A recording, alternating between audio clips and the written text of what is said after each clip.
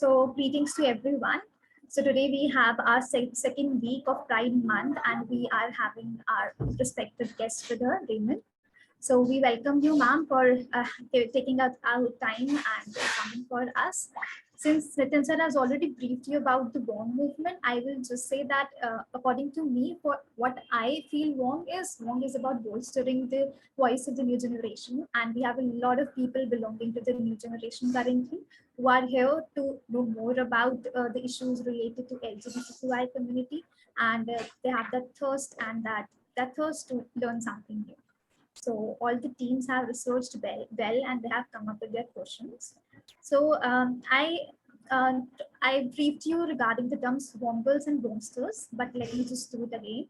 Wongles are me and all the mentors are Wongles and our chief Wongle is Nitin sir.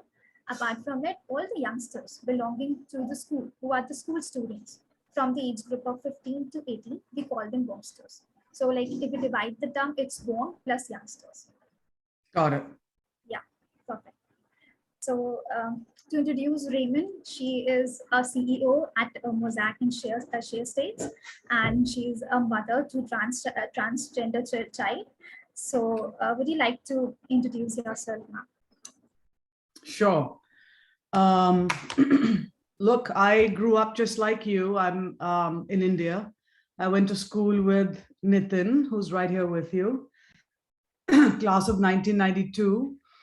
I would say back when we were growing up in the 80s, and certainly for me, there was not a lot of dating and romance and exploration of, I would say, this element of life. So the focus was on school and sports and extracurriculars. I came after modern so I was a swimmer when I was growing up, as Nitin well knows. And I decided, partly getting scared by all the studies that were going on by all the medical school people and all the IIT people, to instead escape to America to study capitalism, because my dad was in the IRS and I was very interested in understanding how we could grow the economic pie, how we could grow opportunity instead of people fighting over the same opportunity set, so to speak. And so that brought me here. I went to Princeton, I went to Northwestern for my MBA. And then I went to this firm called McKinsey. Now I had this plan when I was growing up. I'll give a little bit of a longer presentation so we can just dig into questions.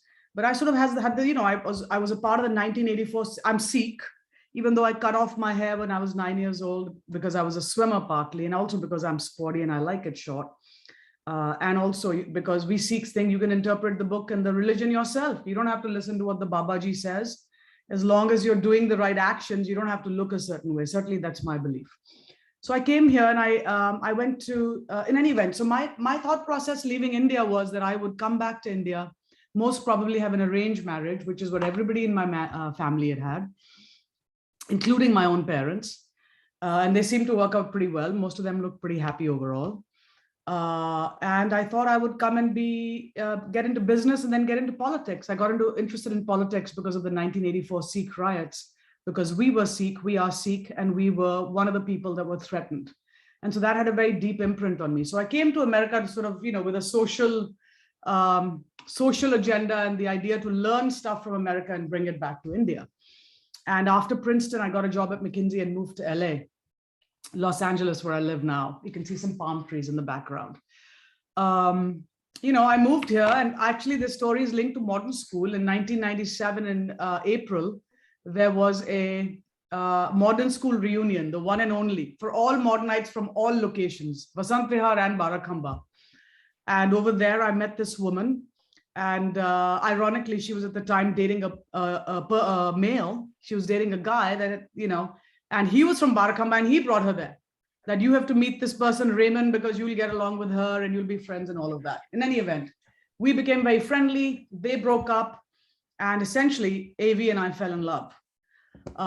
So for a long time, I thought, oh, shit, I've fallen in love and it's a woman and I'm screwed. I'm completely screwed. I never thought this would happen. So I have to now suppress this, let it go, and do what's right for my family. Go back to India, have my arranged marriage, so on and so forth. And so that's the track I was on. And I would have these arranged meetings in my early 20s that my parents were still setting up. So I'll fast forward more so I don't get stuck in any part of the story. To cut a long story short, about 3 years in, she left me because I was trying to see boys and having these arranged marriages. And none of the people that I was meeting were even remotely inspiring. And so she said, look, I respect your decision. You do what you have to do. And so she left. She was working for a Swiss company. Then I had my like deep thinking moment. I was alone. I was in LA. And I was feeling really bad about what had happened. And I thought, what is the right thing to do? How do I even think about what the right thing to do is? I'm closest to my parents, but I can't call my parents because I know what their answer will be. And so I thought, what's a higher source of wisdom for me that I can follow? And I immediately thought about the Granth Sahib and Sikhism. I would say that we're not very religious, but we're very culturally Sikh. I was brought up in like a strong Jat Sikh family. And so immediately the answer came to me. I was like, oh, wow, the word that's the most repeated is Satnam. And so I realized truth is the highest principle to follow. And it was really interesting. The moment I realized that, I thought, oh, if I don't live a life based on truth, even if I become super successful or famous, will I respect myself? And the answer was very clear. I won't respect myself. So I call it an epiphany, because this was many years coming, but then that logic chain and the thought process became very crystal clear. Literally, I remember the moment where I was driving, what store I was passing. And I immediately called and I said, oh, the answer is super clear. We need to be together. We need to come out. Let's tell our parents immediately. By the way, we didn't know any gay people because we grew up in India and there were no gay people around anywhere in the Desi community that I could see. And I didn't seek them out per se, because I didn't really perceive myself as belonging to that community. I just fell in love and realized that I was in love with a woman. And then as I thought about it, I realized I'd never fallen in love with a guy. And the truth is, I've been in love with a lot of different people in my life, all iconic female images. Okay, I'll fast forward. To cut a long story short. America से voting भी जित पा रही है. Nitin, if you want to interrupt with questions, that's fine, but I can sort of finish it quickly. So at 22 years old, I told my parents that I was gay and that I was in love with my soulmate. At that time, I'd already graduated from both Princeton and Northwestern, and I was working back at McKinsey again a second time. I'd worked at McKinsey both post-undergrad and post-graduate school. So I was financially independent, which I think is a really important point. And essentially, I prospered at McKinsey. I did really well. My family completely exploded. There's no self-respecting Jat Sikh family from Chandigarh or Ludhiana or Rasanhedi or anything like that who can accept something like that. But I was far away by then. They flew to America. And by the way, I come from a super progressive, super loving, amazing family. Like, I can talk more about that, but really just so much so that I would walk around as a teenager thinking, oh my God, I have like the best family. It's absolutely incredible. And it's interesting how life and karma, I feel, kind of balance out in the wider perspective of life.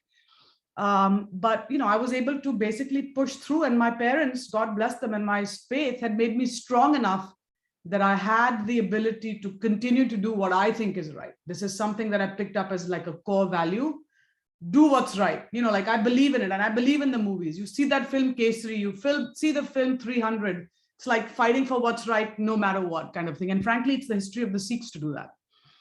So Raymond, just one second. Yeah. Raymond, could you drop the curtain halfway, because the light keeps coming in? Yeah. And it just fades in, fades out. Just halfway is good. Yeah. Okay. Perfect. I'll give you a virtual background instead. All right. Perfect. I'll give you a pride virtual background instead. Amazing. All right. So 22, I meet AV. 25, we come out in the year 2000. And to cut a long story short, I received a ton of support professionally. So my McKinsey colleagues sort of became my safe space. And we made the mistake of telling our parents first, and then we quickly realized, oh goodness, this is a really bad mistake because now we don't have any support. So then we quickly told all of our close friends, and all of them said, we knew you were together all along. We were just waiting for you to tell us. And of course, it's okay with us. So that's sort of what happened. And we ended up with a place of support. So I'll fast forward. That was 2000. We told our parents. I was at McKinsey till about 2004. I was a co-leader of the McKinsey West Coast healthcare practice. My Sardar family is like 40, 45 doctors. So it was a natural place for me to focus. Then I left McKinsey. We can talk more about values-based decisions. I'll tell you how I left McKinsey, because one of my best friends basically one of my best friends died and they forced me to go to a meeting because I was in the bubble to make partner. I went to the meeting and then I decided I don't want to be here. This is the kind of place where to become a partner, I have to skip my best friend's funeral. Something's fundamentally wrong if I'm making that decision. So I left McKinsey and I basically ended up in the mortgage and financial services sector because some McKinsey partner had gone there and he knew I was good. So 04, I joined the mortgage market, and between 04 and 20, and really now, I've spent a ton of time in the mortgage industry. I became one of the top 10 people at one of the top 10 mortgage companies in America. Then, because I'm very Joshi and like the mortgage crisis happened, I quit the corporate world and I thought, you know what? I've gone to Princeton and Northwestern for free. I'm living a life in America that I never thought was possible. I have a moral obligation to help my adopted country. So I quit my job and I spent about 4 years between 08 and 2012 working for the best interest of Americans, kind of not taking a job, making money on the side with consulting gigs and going and consulting for free with the White House and the Treasury Department and the various government agencies across the US, and helping US consumers basically avoid foreclosure and financial pain. And it was really interesting. I would say I became somewhat skeptical of the nonprofit and government folks that I met. And I realized I only wanted to do that if I had a lot of power. And I also realized that I needed money. It doesn't matter how smart you are, it doesn't matter how amazing your life is and how amazing your ideas are. You need financial security in order to be strong. So you can speak up without fear of your family getting attacked and something happening. And so I decided from there on, from 2012, that I would focus most of my social impact efforts through enterprises, through for-profit companies, focused businesses with a purpose, because I realized that's the only way you can scale impact. And I also realized I needed to make enough money so that if I died, if something happens to me, AV, who I'm now married to, and we have 2 sets of twins, 9 and 11, that they should be able to function and live and go to college and everything without her having to work, because how can she go work now if she has 4 kids to raise? So I became basically between 2012 and 2020, I'll call it a hired gun CEO who would come in to fix businesses that were either stuck or underperforming. They could be incumbents or startups. And I would come in and sort of transform them. I did 5 of those, and 2 of them we ended up selling to Fortune 500 companies along the way. So there along the way, I made enough money so that if I die, my family will be okay. And then I thought along the way, the first 250 grand I saved from coming back to the for-profit sector, I invested basically into the genomics business in India. Because one of the people that I knew, one of my friends and colleagues, was trying to do biotech for poor people, trying to bring the genomics business to India. And so that company is now called MedGenome, and it's pretty substantial. And so I started to invest in the biotech sector along the US-India corridor. And about a couple of years ago, because I wanted to spend more time with the bachas, and because I was traveling 30, 40 weeks a year as my hired gun CEO stuff, transforming these businesses all over America, because of course, they're not going to be in my backyard right here in LA. I basically decided to retire from the CEO life and to become more of a board member, advisor, and active investor. So now I'm on the boards that you mentioned, a couple of financial services companies. I'm on the board of Desi Rainbow Parents and Allies, a nonprofit that I've taken on, which is a startup to help shift minds and hearts and provide support to the parents and allies of LGBTQ people who are often forgotten, but have desperate needs and really need to be supported and educated. And I have an active portfolio of investments in both biotech and financial services and real estate. So I'll pause there. And I live here, so I'll quickly tell the story of Neil. We were 2 Indian lesbian mothers. We were trying to bring up, basically decided I'm a little like Nitin. I want to bring my kids up in a different way. I don't want to just be the tiger mom who's like sending them to Kumon for math and science and you just go study, study, study. So we put them in a school early on that was focused on social emotional learning. And we read them a lot of books, including books on different kinds of families, different kinds of sexualities. And also we read them a book about gender. I don't even remember what the book was, but I know that the book talked about how some kids are born where their insides, the way they feel inside, doesn't match what their body looks like on the outside.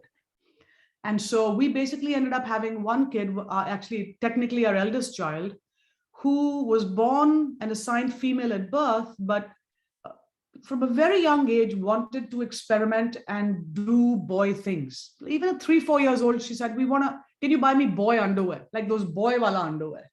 Or can you buy me those kind of banyans which the boys wear? Or like, let's cut my hair. So, the child was experimenting. And when he was 7 years old, he came to me. I was literally at the worst possible place in the universe, because I happened to be sitting with my mother at the time, who's not very LGBTQ favorable. And he came and basically told me, at 7 years old, they called me Mama Jan. Hey, Mama Jan, you know how you'd said when we were young that some kids are born where their insides don't match their outsides? He said, I am one of them. And I said, oh, it was big news, but I was like, holy shit, I'm sitting with my mother. This is like the worst possible location and setting to be having this conversation. So that happened at 7. And then at 9 years old, he really wanted to change his pronouns from she, her to he, him. Actually, he, they first, and then he, him. And he wanted to change his name. And so he started to change as puberty started. So long story short, Gia is now Neil. So we have a transgender son. His female puberty has been paused so that he has the time to figure out his identity and what he really wants, who he really is and wants to be, and how he wants to present. And then in a few years, we'll decide what needs to happen. So we're sort of in an affirmative journey, but actually it's really interesting, even being part of the LGBT community, we had an adverse reaction to him being transgender, because the whole drama of being in this community like overwhelms your other dreams and hopes. So you want a kid who can just focus on their life and not be wrapped up in all these issues of who am I, and oh my God, my body doesn't match, and all of that. And so, it was really an education process for us as well. We basically reached out to a bunch of parents of transgender children. And as we read the research and read some books and talked to some parents, it became so obvious that there is only one way to do this journey, which is to be with your child and to support your child and to go along with them on the journey, whatever it may be. So I'll pause there, and you all can get into whatever makes sense for the next phase of the discussion. A wonderful story indeed, I would say. So much to learn from, like how to stand up for yourself, how to do right every time, and the concepts of parenting which you shared were, of course, new to me as an individual. And yeah, so much to learn. Nitinson, do you have any remarks? Yeah, firstly, I think, wow, I mean, thanks to Wong, I'm getting to hear the story like this. I mean, you fast forwarded, but it was still so much more that, I would have ever known. So, yeah, this is incredible. And also, in many ways, I think very real, very relatable. How life is unfolded for you, and how some of the things which were privileged, how sort of life balanced out in some ways, and your journey with the transgender child, and even that, how that's been a great learning. And I think what we are trying to do here is also understand, from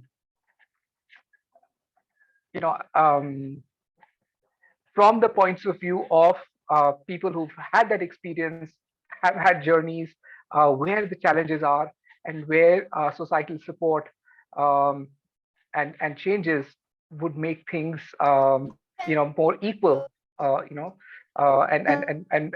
this thing that you said, that they have to struggle with their identity, and because of how the society is, and that kind of takes the attention away from thinking about the future, how to not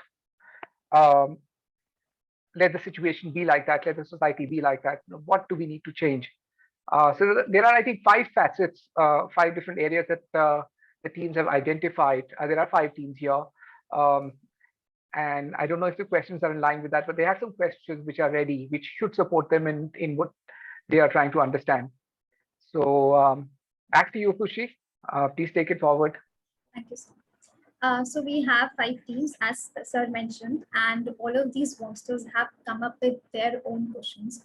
They want to know more about it, and since, as I discussed with you, that it's a policy development program for 4 weeks of the Pride Month, and by the end of the month, they will come up with policies.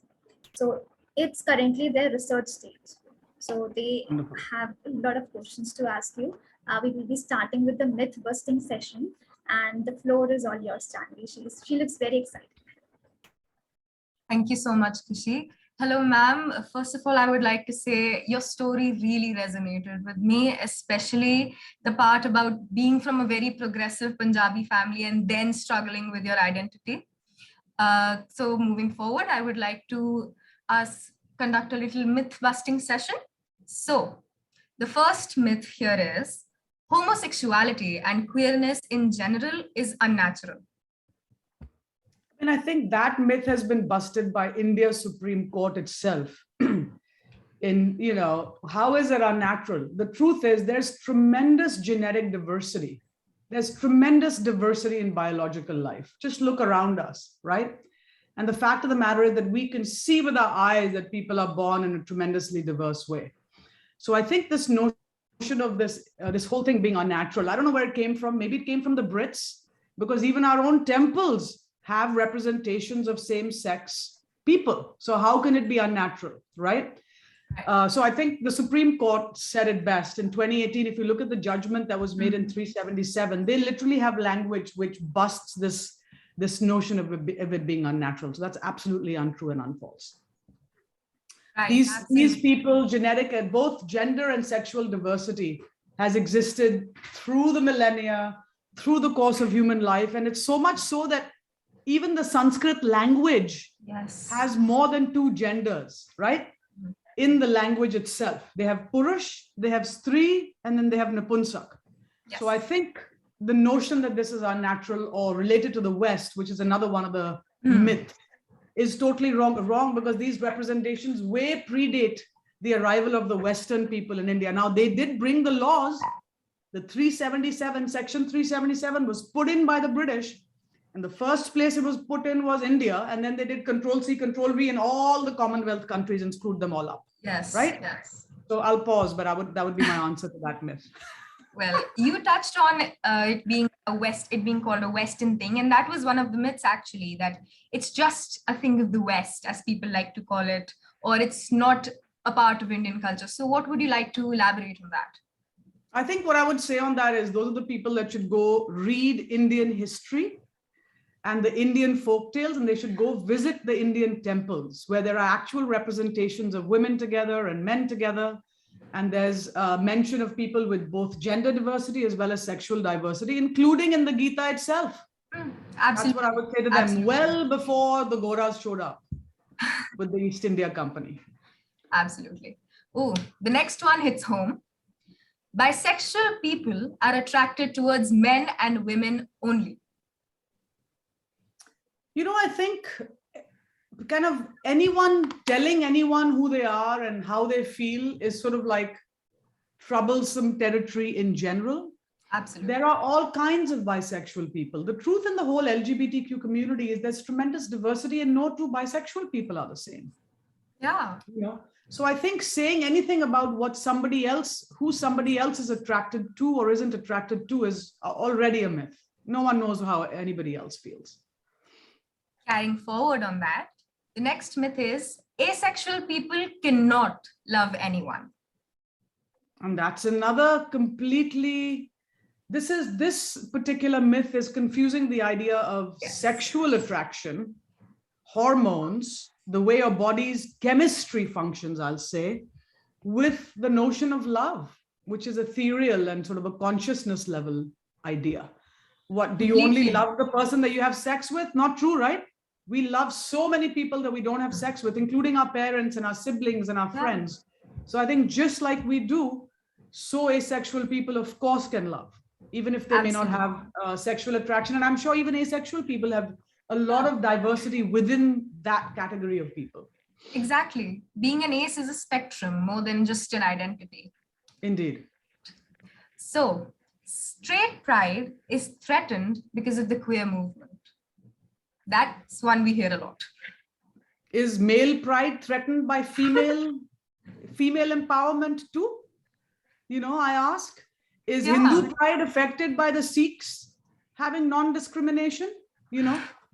I think the same principle. This is just, this is not even a myth. It's just somebody coming up with an idea or a reason to try to suppress other people's rights, because there's no justification or actual facts, right? There's no truth behind that. There's literally no example of that.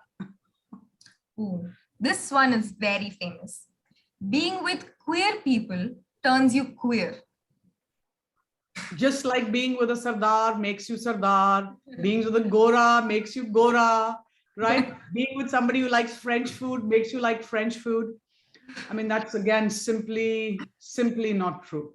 Although it's really interesting. I read a study which says that there's an interesting nuance here, which is there's been a study that's been done on lesbian mothers, and they find that lesbian mothers, I belong to that category, so this study was of interest to me, are more open. We give our kids more flexibility and more freedom to explore themselves. And as a result, a slightly higher percentage of kids do choose to be in sexual or gender diverse categories. So I do think there is an element around, if you pull away, not by being, you don't turn gay by being around a gay person, but, like I was pushed thousands of times to present as more female. Grow out your hair, make a wave, put on lipstick before you talk to people, get your threading done, wear skirts, do this, do that. So if we stop putting people into those boxes and categories and forcing them to look or be a certain way, then indeed more people will choose to be in that diverse category. That is indeed the truth. So I think there's an important nuance there, which this myth tries to, there's like subterfuge, like a fear. This is like a fear-based myth. But there is a beauty in what I said around the diversity coming out as it exists in life. Absolutely. I completely agree with your views and I actually loved them. And I loved this session. Now the floor is all yours, Khushi. A wonderful myth busting session, and I'm sure that they were so clarified. Now I would like to hand it over to the next Vongster, which is Gauri. So she has her own set of questions. Gauri, you can go ahead. Thank you, Khushi. And first of all, I would like to say, ma'am, whatever you said, I could actually feel it. It's not a story, in fact, it's your life, and I could empathize with it. Also, I'm also Punjabi, so I could relate with what you said. So, when you were talking about everything, I also got one learning that it's not your gender that determines your potential. Like, you have achieved so much and you're well known. So, ma'am, I would like to ask you a question, and that's what would be your words? You shared some of the things with us. So what would be your words to people who are questioning? And in a world like ours today, when people should be labeled by their potential, the work they have did, their achievements, do you think they need these labels of the pronouns, the labels of gender, and does the gender determine us? It's really interesting. Labels, identities. The truth is, we all need to feel a sense of belonging. And until we have, so there is actually a deep importance to labels. Why do we even have religion then? Why be even a Sikh? If labels don't matter, we should all just be good people, right? And do good karma. Why don't we eliminate all the religious labels too? But the religious labels are very important because they come with a sense of ethos and values and culture and identity and belonging, right? They make us feel like we belong. And this sense of belonging is a deep need in sort of humanity. So at one level, I agree that the most important label that we have is we're all humans and we should be relating to each other as humans. But I would say that the labels do become important for people to feel a sense of being seen and heard, legitimized, and feel a sense of belonging. I definitely don't think the labels should limit you. Frankly, I don't think any of those labels should limit your potential in life or your ability to do impact or your ability to, live the life that you want or even make the money that you want. So I don't think any of these labels, whether it's religion, whether it's gender, whether it's LGBTQ, any of those, whether it's your political, I don't think your politics should determine your potential in life either. So I don't think any of those labels or identities should determine your potential in life. But I do think it's important. And, it's really interesting, like this whole, the pronouns thing. It's becoming an interesting topic because people are not used to pronouns. and especially the they, them pronouns. When people first come across the they, them pronouns, there's sort of a sense of, oh, this has gone too far, right? Now I have to call somebody they, them, I'm not used to doing that, etc., etc. But it's really interesting. So I'll make a couple of comments on that. Number one, I think one of the beauties of where society is going a little bit, and America, has been a place where this has come about partly because of just the social dynamics and what's happening here, and because of social media and technology, and frankly, because of COVID. You've seen sort of the way both Black Lives Matter, right? So diversity, ethnic diversity, and also LGBTQ or gender, identity diversity, I'll call, have become really important. I think what's happening is when I grew up, I was used to trying to scan a room to look for the most important person in the room. That's just a habit that we get into. You're always trying to sense the source of power in a room. Just think about it. Walk into a room and you'll realize you're doing that. What these pronouns do is they include the less powerful people in the room and make them feel heard, right? And let them participate in a conversation and have their identity validated without them having to do so themselves, because they can't. They're not in a position of power. So I do think this notion of sharing pronouns and including people can have a pretty powerful effect.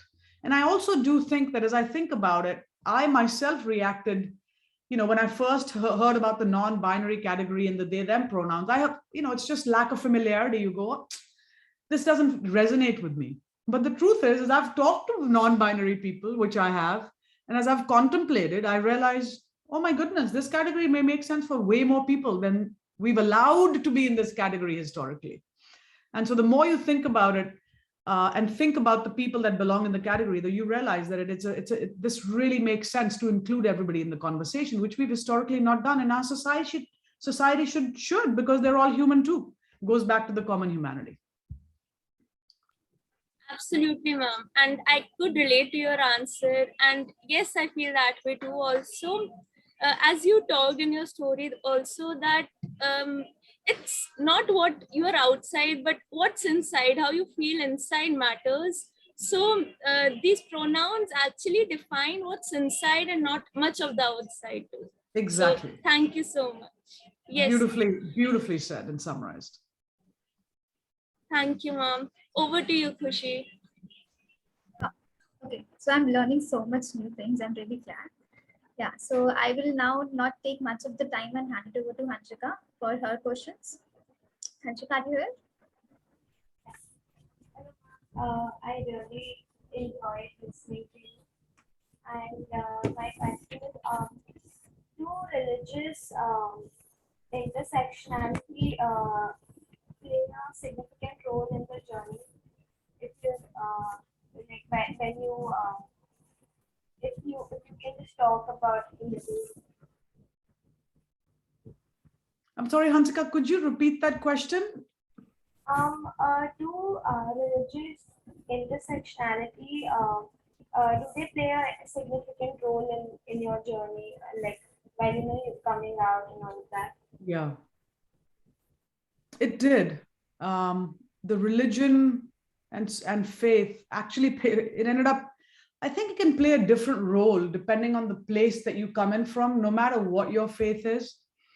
In my case, I had grown up with a very strong, this Jat Sikh culture, and strong stories about the gurus and the courage of the Sikhs and how we stood up for the Hindus and prevented the Mughal emperors from, forcibly converting the populace, and how a lot of Hindu families had one Sikh son because of this relationship between the community. So I grew up with a lot of these concepts and a lot of value put on this Sikh culture, but also the value put on reinterpret our own culture. We go by the words of the gurus. We don't need anybody in the middle interpreting it.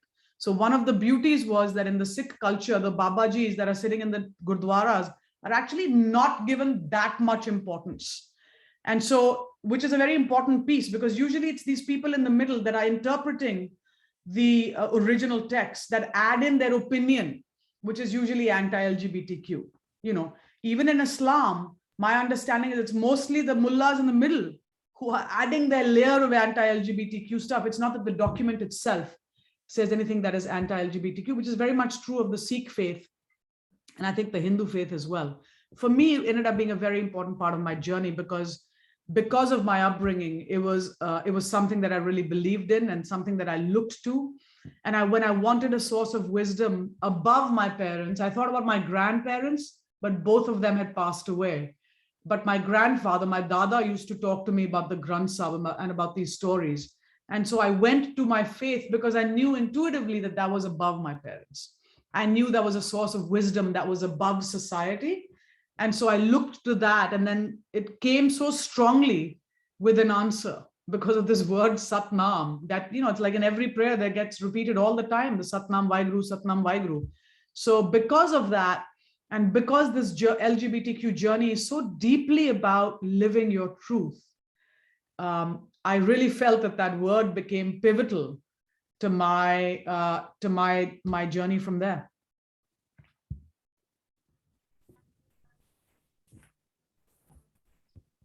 And sort of like also in a way not listening to anybody who said this is not right, because I said, what do you know? Satnam, the Guru already said it. I don't believe you.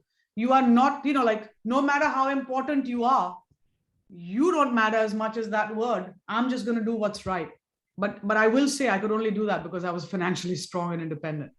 I think it's much more challenging if you're relying on the people that are not supportive of you for your food and shelter and support.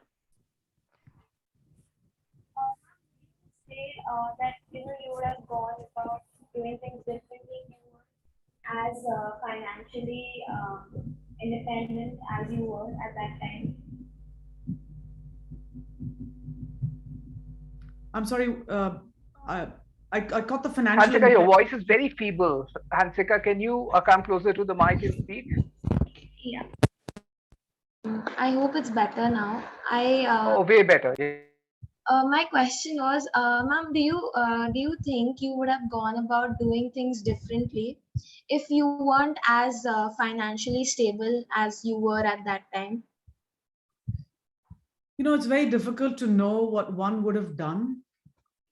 I really honestly don't know, but I will say that the kind of human being that I am, I think even if I call myself a parent pleaser. I think I was very much a parent pleaser growing up. I might have gone along and discovered this later in my journey. It's really interesting. I don't know if you all have know about this guy, Yuval Noah Harari, this Israeli historian. He's gotten really famous.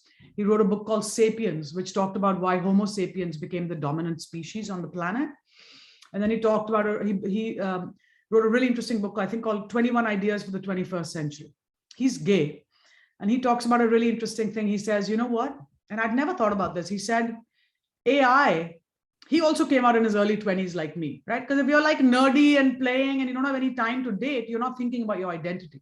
So your journey to truth may come at a different part of your journey whenever you start to explore that category or area of your life. But he basically said, you know what? One use case for AI is that if where it would have known me better than me is being LGBT, because the AI would have seen that I was always focused on the males in all of the video that I saw growing up, right? And so I think the truth, and I remember as a young child feeling sort of like this sense of yearning for the female representation, the heroine always in the story, not the hero, right? So I think my answer would be, I think I would have probably come to the truth a different way. And what I would have done about it, I think would have depended on the circumstances of my life, because once you have children, for instance, things get really complicated. So I don't know how my journey would have gone on, but I do think finding out before I was married and after I was financially independent was a gift in a way, or not finding out, but coming out, because I actually found out I fell in love even before I went to Northwestern for my MBA, where I was much less financially independent, even though I was paying my bills by then. So, you really can't say how your life would have turned out, but I think my resonance with the truth is strong. And I come from a family where once, and this is, like the males and the females, once they think something is right, that's what they do, even if it has negative consequences. And so my intuition is that I would have gravitated towards the truth no matter what, but I don't know what that journey would have looked like. Thank you, ma'am. Over to you, Kushi. So our next question is from Freya. Freya, are you here? Yeah, I hope I'm audible. Yeah, you are. Your story is really very inspiring, and I can relate with you as I'm also Punjabi. And I, from a very young age, when I used to see, that LGBTQ members in the traffic areas or when they used to come in the marriages, I always used to believe why they are doing that. Like, what's the purpose? Why they can't find a job? I was not mature enough to know the exact reason or what the society thinks. So, as an ally, what you accept from us, how can we help? Can we support you in?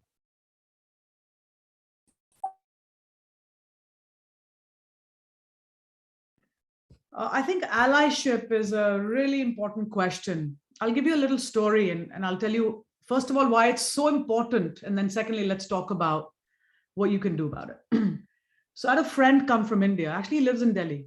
He's one of the few people that I know that grew up in America and then moved to India and became a very successful event planner, wedding planner and all of that. He has like a little studio in Khan Market. He came to me, he came to LA and he said, we got to do something.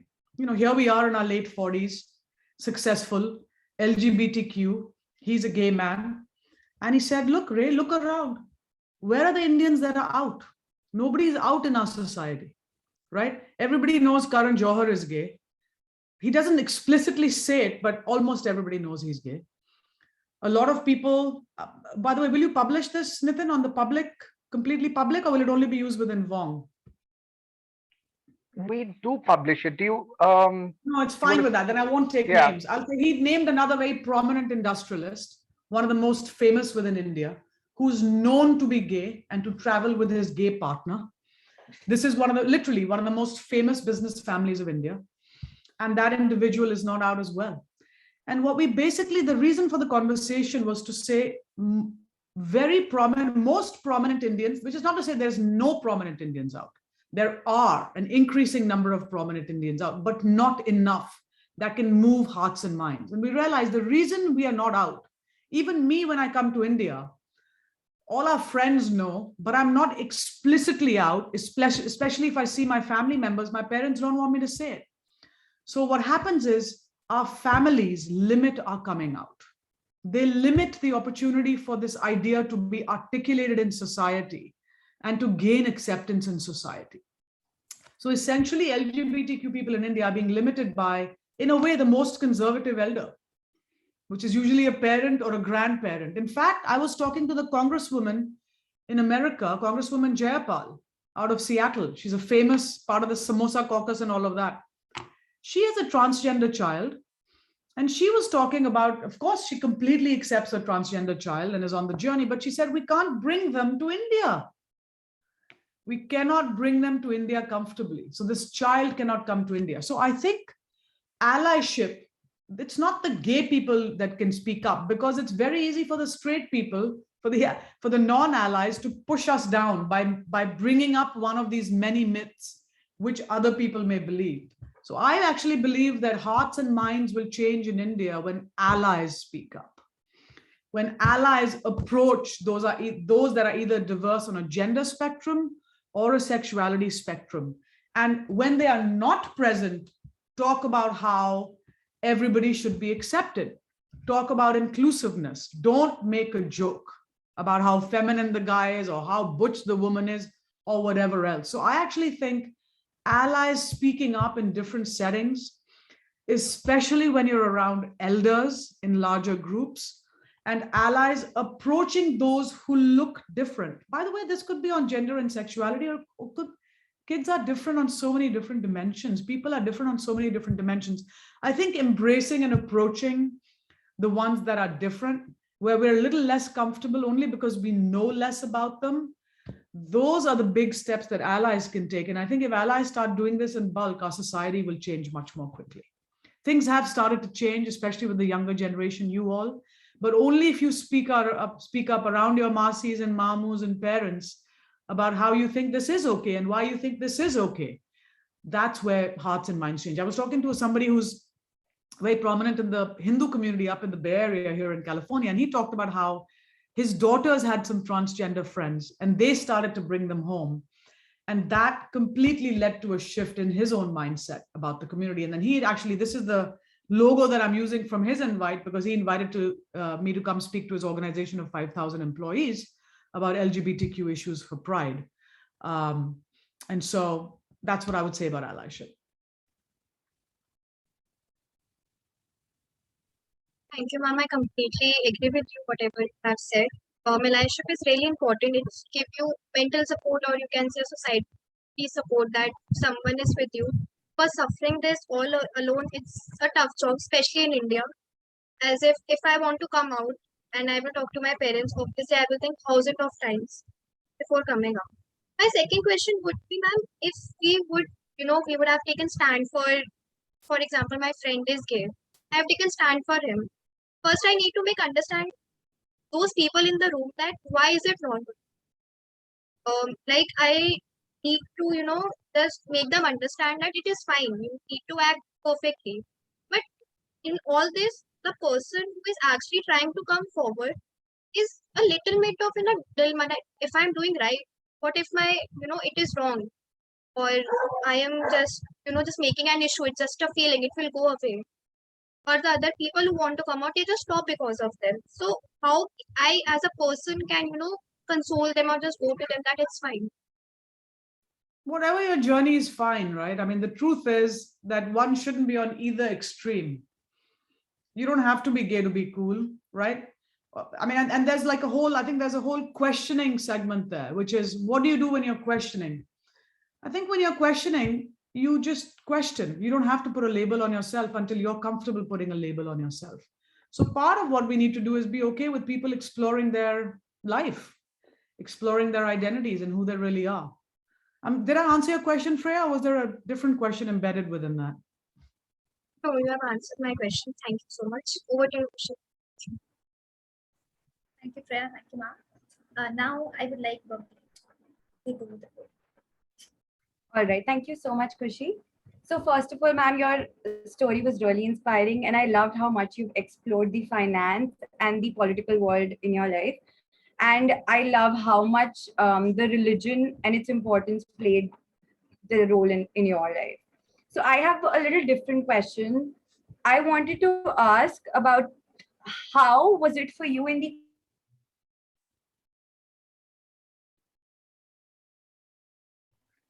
Bhaveen's frozen.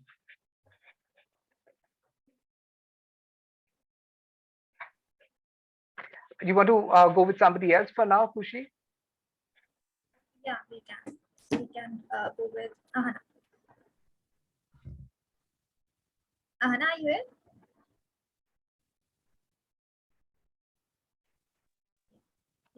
I can't see Ahana. Maybe one of the mentors can ask a question on behalf of Hi, Ahana. right.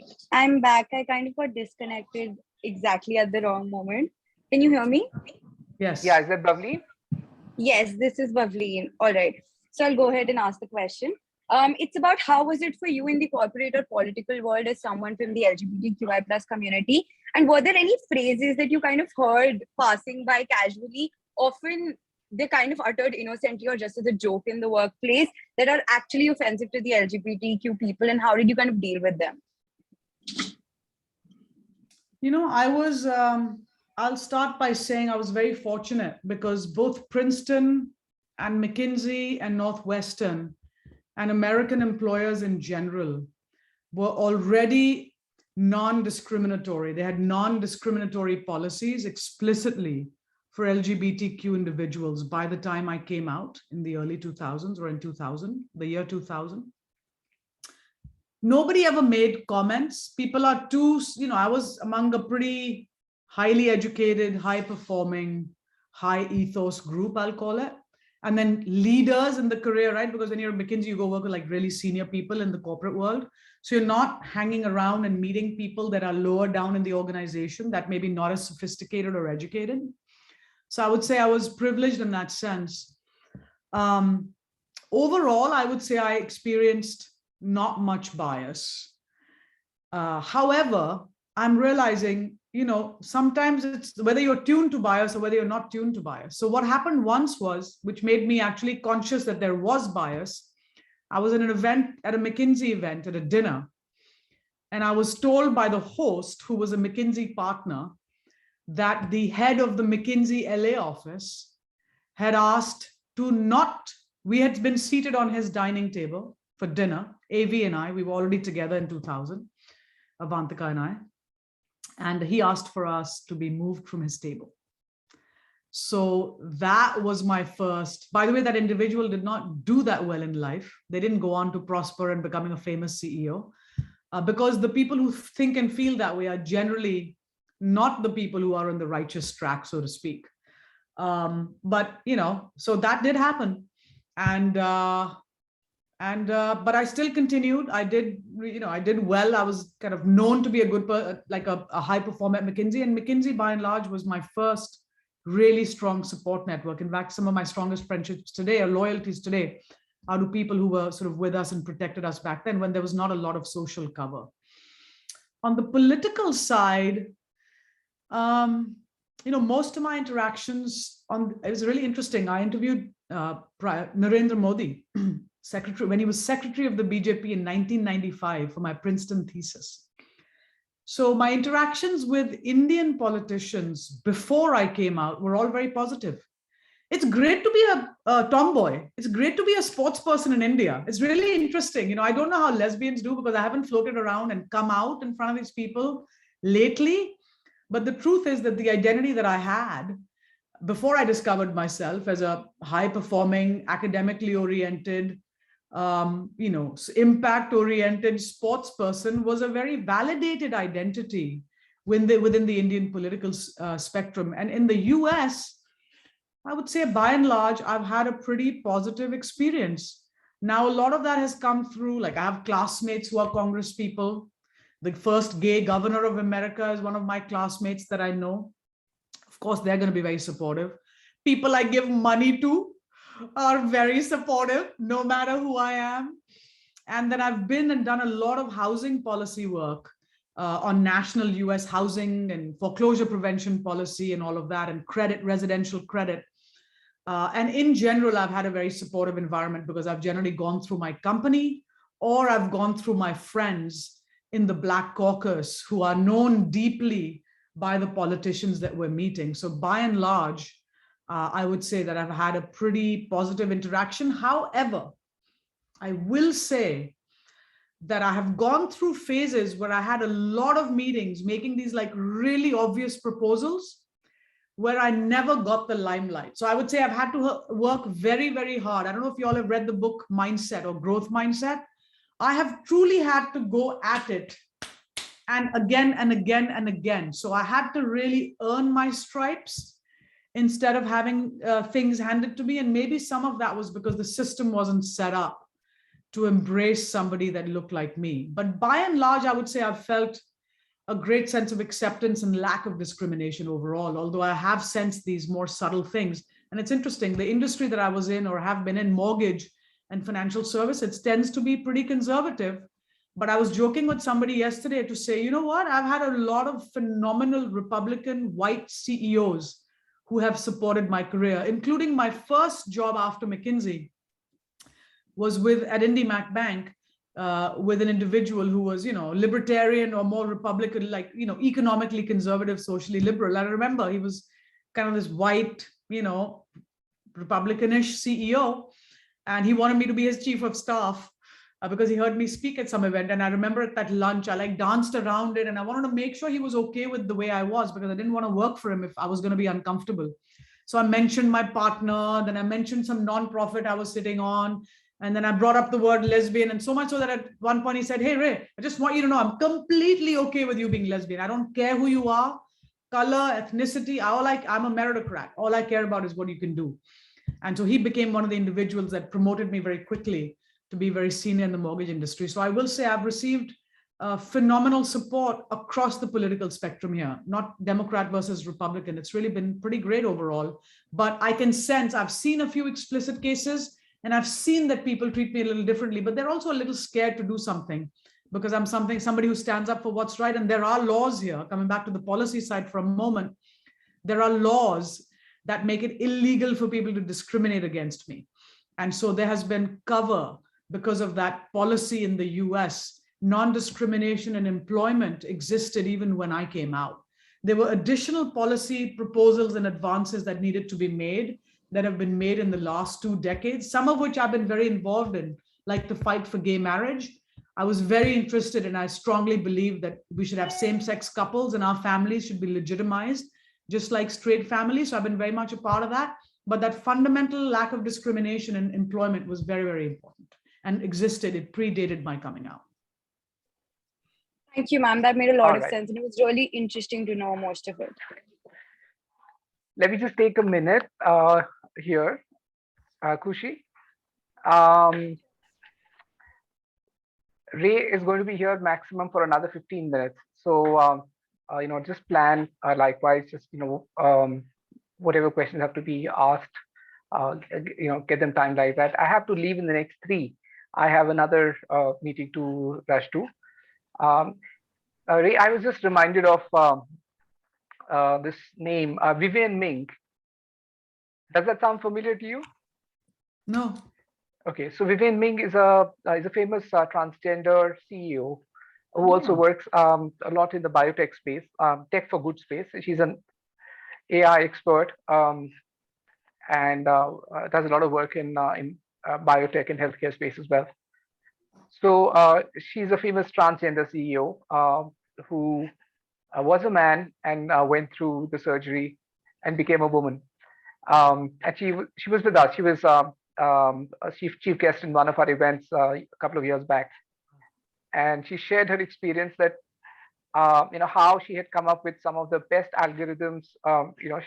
She's someone who's very good with. I think she's from Stanford. She's done a doctorate in both in the art side as well as the science side.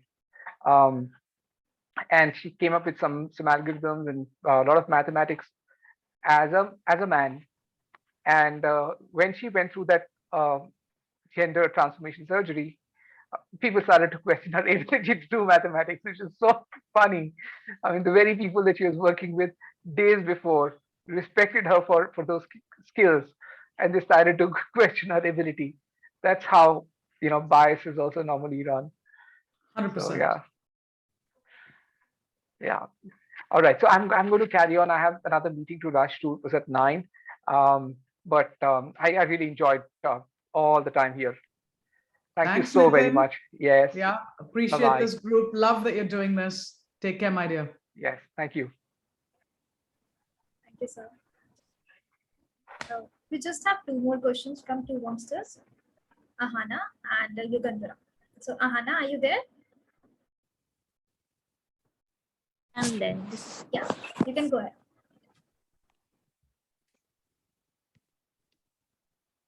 Can you see me? We could for a moment, but then you disappeared. Yeah.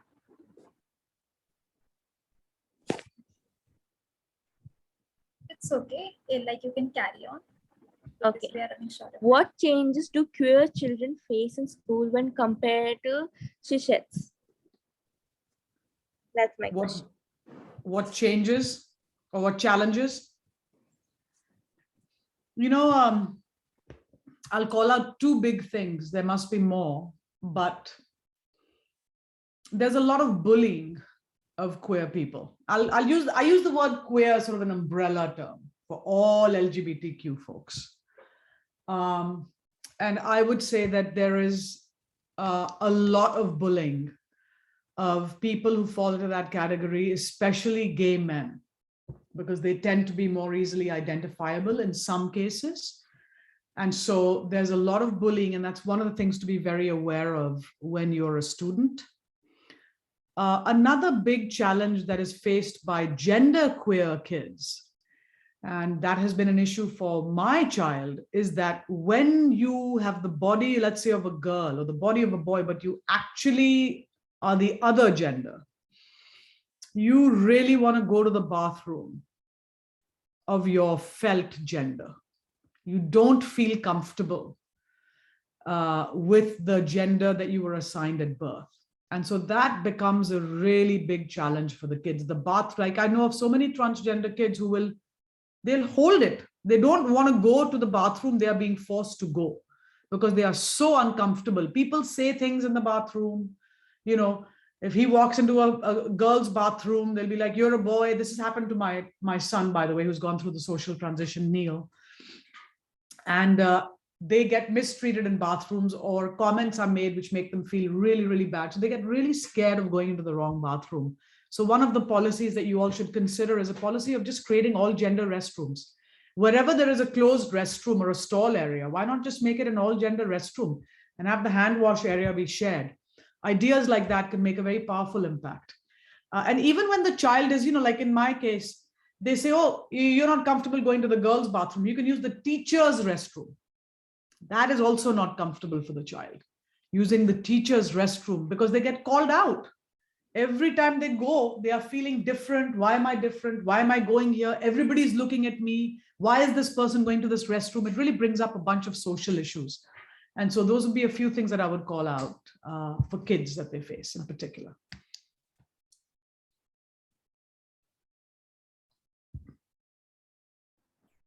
Back to you, Moana.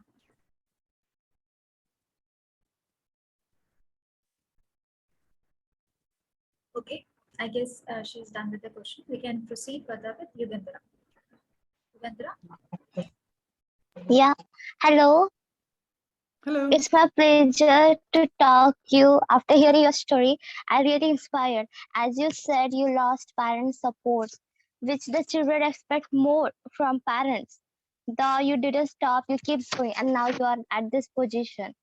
So it's really amazing. When you take a passage from a Shakespeare and repeat it as a written without changing any of the word, it is known as a quote. The golden rule of parenting is do unto your children as you wish your parents had done unto you. Therefore, I want to ask you what course you would like to give if it comes to parenting. I completely agree with what you said. I think you should do unto your kids as you wish your parents had done unto you. But also there's a really interesting analogy. And actually, I'll quote Sadhguru on this.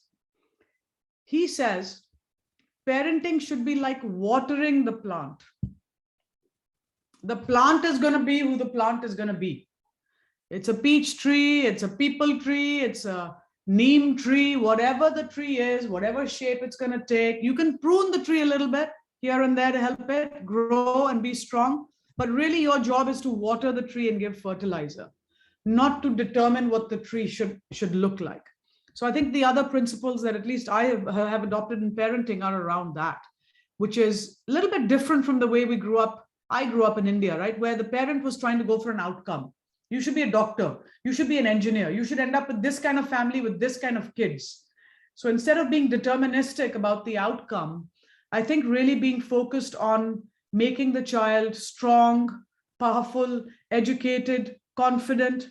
Those are sort of the key elements that I focus on. And then the other thing, a really wise friend of mine told me, I called her when we got pregnant with our first set of twins. And I said, I'm really freaked out because we grew up in India and it was so protected, blah, blah, blah. But here in America, drug, sex, and alcohol, it's everywhere. How do we raise our kids here based on the stories that we're hearing? And she said, Ray, here's one thing that I would share with you. They do as you do, not as you say. The kids do as you do, not as you say. So the other key parenting principle is live the life, live the values and the principles and the life that you would want your children to live instead of telling them what you want them to do and living a different life. So those would be a couple of pieces that I would share on parenting. Yeah, that's really necessary for us children. As parents force their children to be what they want. That's right. Now I will say, I do push my kids to be strong. I want them to be strong. I want them to learn. But even that, you can't, I think fundamentally the concept is to encourage the child. You can encourage them to be all that they can be, but being too deterministic about what you should wear, the way you should look, where you should party, what you should eat, all that gets to be stuff that prevents you from really truly being who you are. Yeah. Thank you, Yugandhara. So we are done with the setup questions, and I'm pretty sure that all of us have learned a lot and are going back with something really new in our pockets. I really, sorry, there's some overcooked food at my home. Yeah, so I really inspired you on the part of parenting, the concepts of parenting, and I'm surely going to tell my parents that that's what I've learned today, and I hope they will accept the way I tell them. Okay. So anyone else would like to end with some concluding remarks? Among the mentors, among the Vongsters? I guess nobody. That's, yeah. Yeah. Some.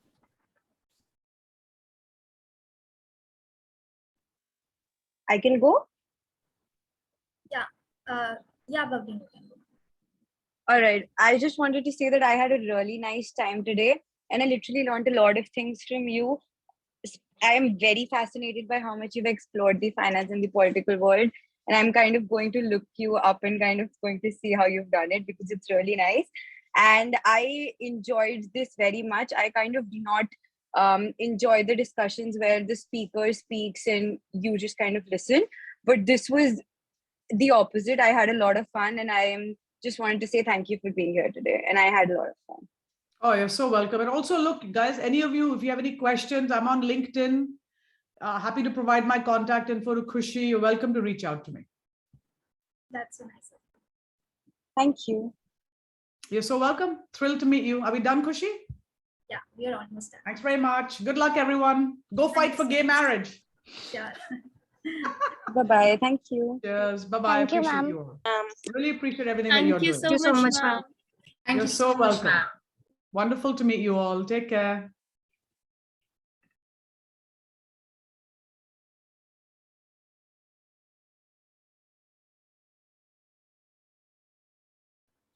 Thank you everyone for joining. Now you all can leave.